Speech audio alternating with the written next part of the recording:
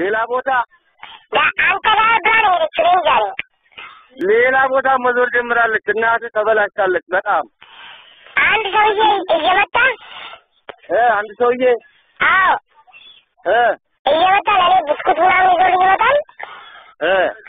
ዳይኔ ጋር ይላክና ይዟት ሄደ። እንዴ daawwattoota keenya ergaa haala gabaabduudha kan hin qabu. Ergaan gabaabduun kun qilxuun nyaatamuutu jiru shimbiri nyaatu wal fixaa jetti Oromoon. Jidduu kana lafa kaaree kuma 30 muummichi ministeeraa uummata yaadatama. Kuni karaataa akkalee uumaatiin harkaa majlisaa bulchiinsa magaalaa Finfinneeti kan inni ta'uu qabu. Kan inni ta'uu qabus seeraan sirruma agreementii mallatteessaniiru takkaleenii fi bulchiinsi magaalaa Finfinnee. Yeroodhuma jalqabamu nuti ol guddannee waan gaafannu qabna. Wanni nuti gaafannu maal inni federaaluma keessaa kootaan Oromiyaan akka lakkoofsa Islaamaatti 51.6 taanee lakkoofsa isaayyuu warri nuun jaallanne nu lakkaa'e. Lakkoofsichumayyuu kan nu lakkaa'e parsantii Islaamaa magaalaa Finfinnee Oromiyaa keessatti 51.6 jedhee kan nu kaa'e warra nuun jaallanne rakkoon qabu. Haa ta'u isumaan uyyummaa adeemnu. Mee kootaan nuti majlisa Oromiyaa majlisa Itoophiyaa keessaa qabnu meeqaa yoo jedhame gaafa turaa nama 26 achitti ulamaan filatamee 26 Oromiyaarraa naannoo Affaariirraa naannoo hundarraa filamee achi kaa'ame. Amma ulamoonni keenya kan gaafa sana 26 filamee hundi jecha mammaaksa isaaniitti fayyadamanii hin ariyaatini akka ni deemu godhi waan jedhamutti fayyadamee namni 26 keessaa nama meeqatachi jira yoo jettani nama 9 qofatachaaf. Salgan keessaa hundinuu bulchiinsa yookaanis immoo warra naannoo Amaaraati. Maqaa dhaa'uuf na rakkoon qabnu warra naannoo Amaaraa qofa keessatti hafe. Magaalaa Finfinneeti qubsumni jira taayichi jira asuma magaalaa Finfinneeti garuu bulchiinsa kana keessaa Oromoon namni Oromoo ta'e jechuudha. Amantiin Islaamaa Oromoo miti kan inni aajomu illee yoo tuma silaa jenne kootaa keessaa qabna. Amantiin Islaamaa namuma hunda keessa aajoma. Guddina biyyattii keessaa qabna. Guddina biyyaatii wajjin immoo beekaas immoo nutu qaba beekaa. Beekaa akka Afrikaatti ka'uus uummata keenya kan qabu. Beekaa kana nama 26 filatame keessaa namni 9 hafe. Salgan keessaa tokkitti Dr. Jeelaan qofitti achitti hafe. Dr. Jeelaan kanayyuu akka namti jedhee itti ashoofe sana agartaniitu.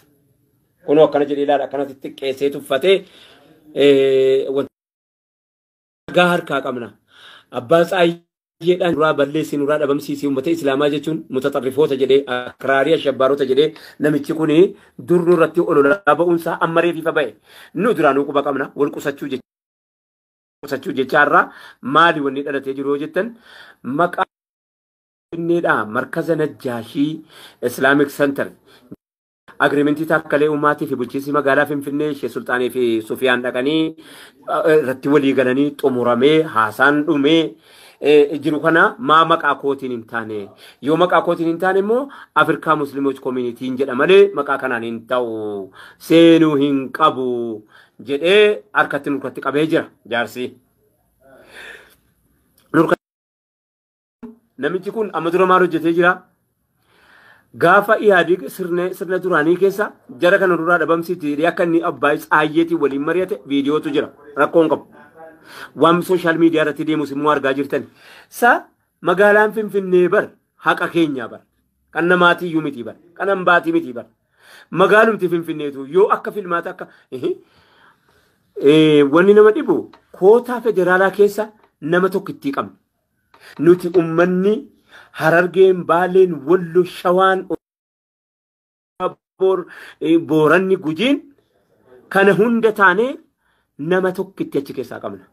Tokkittii sanayyuu achi keessatti dadhabanii amma gaa da'uuhaa fa'innahaa mumtinaa zaranyinat ximbinaat maanu isa kana wallaalee jaraaf hin ta'u zaranyinat ximbinaat የምትለው jaraaf hin taatuma maaliif namni tokkittiin sabni tokkittiin gosi tokkittiin harki tokkittiin harkadhaa taa'ee ish dhimma islaamaa keessaa gumaatan qabnu nuti ummanni Oromoo dhimma islaamaa Finfinnee keessatti nuti maa gumaatan qabnu maqaa feenetti moggaafachuutti akka abbaa biyyaati miti maa kan murteeffachuu haqa qabu mirgatti qabu.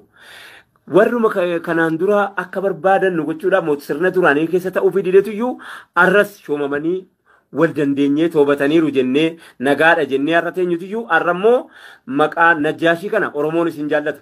Maaliif jennaan quphataa nama sahaabaa rasuulaa quphate maqaan isaa kun ol ka'uu jaallata.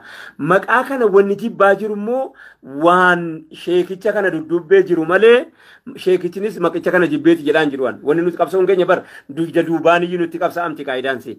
Kanaaf hawaasa keenya kabajamoo hordoftoota keenya dubbiin kun nu laallata. Hamma dandeenyutti itti falminee mirga keenya kabachiifachuun immoo dirqama ta'a. Kootaa federaalaa keessaayyuu ammallee bakka hin arganne. Kootaa federaalaa keessaayyuu tokkitti Dr. Jeelaan malee nama biraa hin qabnu. Maaliif dhabne maa? Dr. jiru. Beekumsaan isaanirra jiru. Hayyoomaan isaanirra jiru. Dandeettaan jararra jiru. Kana hundaa wajjin garuu tuffatamanii achi taa'u. Hamma yoomitti inni jedhamus immoo namatti dhaga'amuu isaa nafu kanuma wajjiniin haalli jiru kuni bareedduu miti waan ta'eef maqaas naannoo bulchiinsa magaalaa Finfinneetti otoo kenname maqaanis mataanis masjiidni Anwaari bulchiinsa magaalaa Finfinnee keessa jira. Inni kun immoo waan maqaa muftii Idriisitti kennamuuf hin qabu. Sababas hin qabu. Hundi gada ba'u yoo jettan malee. Kana achi egaa yeroo danuu baachuudhaan beekamna amma yoomitti inni jedhamu nutti dhaga'ama. Galatoomaa ulfaadhaa kanuma sheer warqodaati waliin gahaa yuutuubii keenya sabiskiraayib jedhe maasa ani hin beeku. Isa sanas godhaati waliin nu gagaa. Jazaakumullah assalaamu alaikum wa rahmatullahi ta'ala wa barakaatuh.